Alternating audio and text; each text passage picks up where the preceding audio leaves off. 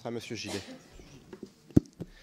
Oui, Monsieur le Président, chers collègues, les Français sont nombreux, et de plus en plus nombreux, à ne plus réussir à boucler leur fin de mois.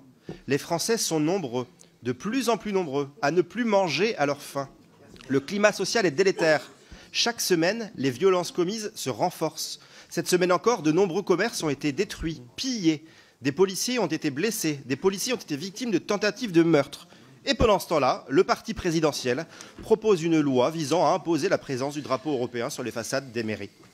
Comme si la situation de la France n'était pas ce qu'elle est aujourd'hui, vous nous proposez là un texte inutile qui ne répond en aucun cas aux attentes des Français et qui, sur le fond, est largement contestable.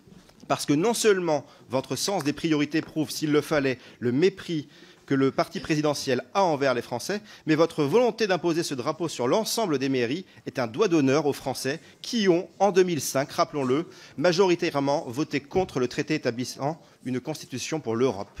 Vous voudriez donc imposer aujourd'hui aux maires de s'incliner devant l'Union européenne. Vous voulez imposer un drapeau qui ne fera que nourrir un sentiment profond et une réalité, celle de la dépossession collective. Sans raison, et alors même que la France est contributrice nette au budget de l'Union européenne. Et puis, soyons sérieux, pourquoi passer par l'obligation normative alors qu'aucune disposition législative n'interdit de procéder au pavoisement du drapeau européen aujourd'hui? Pourquoi ne pas laisser aux maires un peu de liberté? Liberté, égalité, fraternité, cela n'évoque-t-il rien pour vous?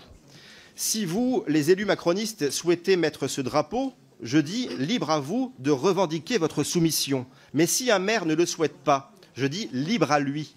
Que faites-vous, collègues de la majorité, de la libre administration des collectivités territoriales garantie par la Constitution?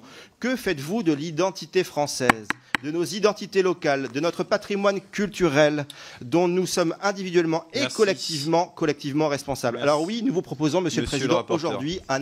Monsieur le rapporteur.